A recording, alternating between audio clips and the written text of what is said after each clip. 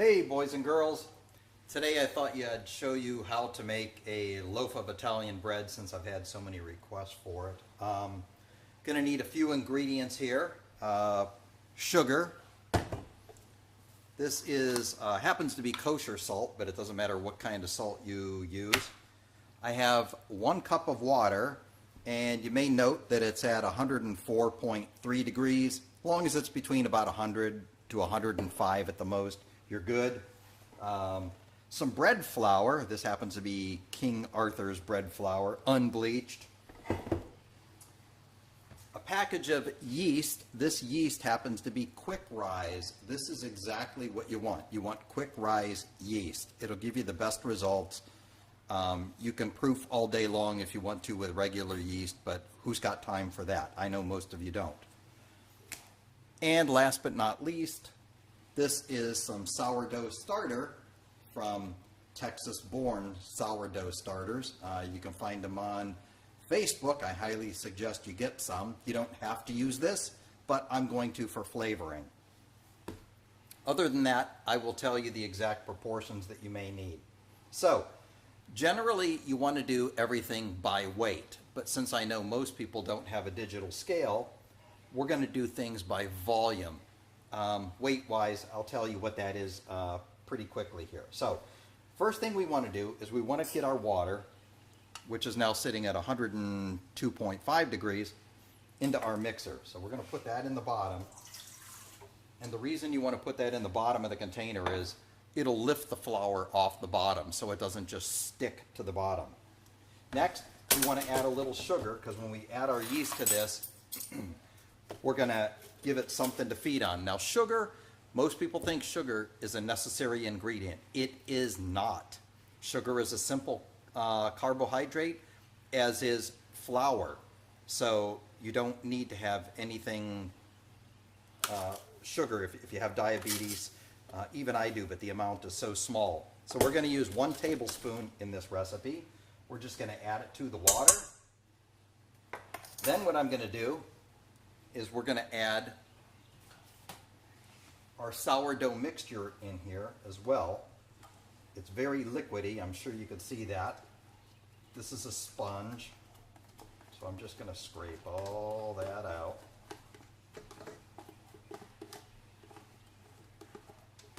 Bear with me, but I'm a perfectionist. So, okay. Close enough for government work. All right, so that's in there. We're now going to open our yeast here. Just going to shake it down. Cut it over your bowl, because sometimes there'll be a lot of it stuck in the part you're cutting off here. And we're just going to sprinkle it across the top here. You can mix it in if you want to. You don't have to. It doesn't matter. It's not going to kill it. I prefer to mix it in just to mix that sugar up with the flour and stuff. It's got that starter in here. And then we're going to let this proof for about 10 or 15 minutes. Now, one thing you're going to want to do is cover this. You can cover it with a tea towel if you like, or a dish towel like this if you like. Personally, I like good old plastic wrap. I've been using the same piece of plastic wrap for 47 years. Okay, maybe not that long, but I do like plastic wrap for 2 reasons. It seals in the moisture, and you can see what's going on, so you don't have to guess at it. Just cover the mixing bowl, and we're going to let this set for about 10 or 15 minutes, and then we're going to come back and make sure that you have foam on the top, just like the sourdough starter had, which it should. When that's ready to go, your proofing is done, and we can start adding our flour and mixing it. So we'll check back in a few minutes. Okay, we're back. It's been 10 minutes. You can probably hear the timer going off. So I'm shutting that off, and we'll take a look at what we have here. We'll take the plastic wrap off, and I'm going to show you what this should look like. Can you see the foam on top there that's lifted up everything? That's exactly what you want. So now that we know that it's foaming up, we know that our yeast is good because it's proofed. It's already active. So again, what we went over in the beginning, Don't worry about the sourdough starter because I know you don't have it, but I know you're going to go to Texas Born Sourdough Starter on Facebook and order some, or contact me directly and I'll get it for you. So for this recipe, we have 1 cup of water and 1 tablespoon of sugar in here, irregardless of the sourdough starter, and 1 package of quick rise yeast. Now you're probably wondering, why didn't I put the salt in? You put the salt in last because salt water will actually kill the yeast. So salt is strictly for the flavoring, so you want to make sure that that yeast has a very good head start before you go and put your salt in. So next thing we're going to do is we're going to measure out 3 cups of flour. You don't have to pack this down and sift it. 3 cups on here just happens to be just shy of the top of this. Weird cup, I know. Okay, so what I'm going to do is also I'm turning on this digital scale here to show you what it's going to come out to. So there's 1 cup. In case you want to go by weight. Weight is much more accurate than actual volume. So there's 2 cups and there's 3 cups. So we're at 0.97 pounds, give or take. We'll just round it up here to point. All right, there's 1 pound. So essentially 1 pound of flour to 1 cup of water to 1 tablespoon of sugar to 1 package of yeast. I love it when things work out in nice round figures like that. So what we're going to do is we're going to hook up our dough hook here to the mixer. Go. And we're going to raise the mixing bowl and put this on the lowest setting we can. Now we're going to start incorporating the flour into the proofed yeast and water mixture. And you just want to dump it in slowly while it's mixing. I'm going to turn this up 1 speed to get it moving a little more.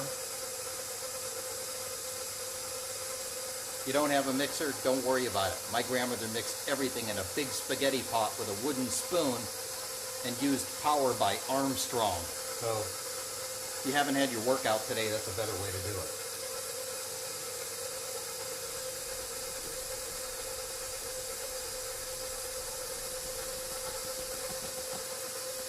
Okay, almost there. There we go. 3 cups of flour. We'll put that off to the side. We no longer need this scale.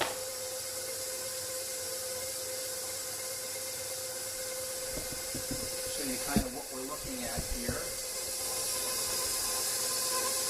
So you can see the consistency now of the dough. If I don't drop the camera.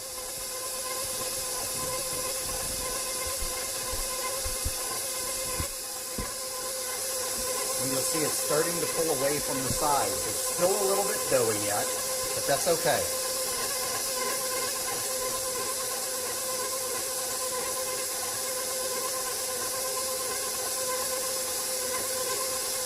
So you see how the dough is pulling away from the side. It's just creating 1 ball in the middle. That's exactly what we want. So we're going to let this little guy do his thing here. And we're going to let the mixer run for about 10 minutes to ensure everything's very well incorporated. So I'm going to pause this again, and then we will come back in about 10 minutes.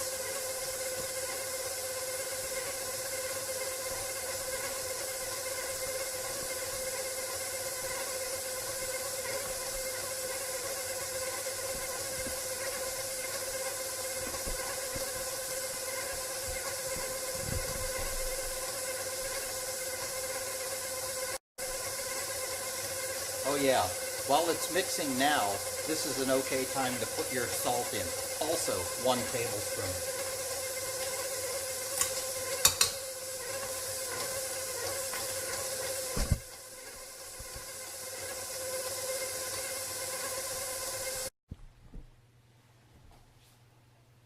Okay, welcome back to my show. So here's the bread. You can see it pulled away from the bowl real nicely. Just one nice soft little blob, if you will. Okay, so what we're going to do is we're going to put this in a different bowl so that we can allow it to rise.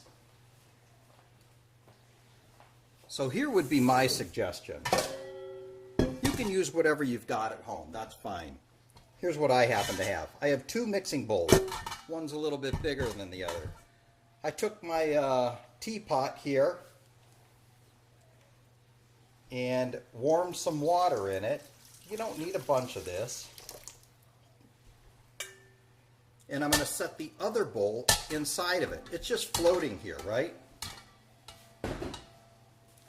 So what we're going to do now, you can use olive oil, you can use this stuff, this Pam spray, it doesn't matter to me. Just give the bowl a little spin, spray the inside of it a little bit to keep the dough from sticking. And we're going to turn this dough out. Now a lot of times I've seen a lot of people work this on the counter and work flour into it and all that, and we'll do that as well. We're just not going to do that right now. We're going to allow this thing to have some sufficient time to rise. So I'm just going to pull it out of here. All right. So there you go. That's done. So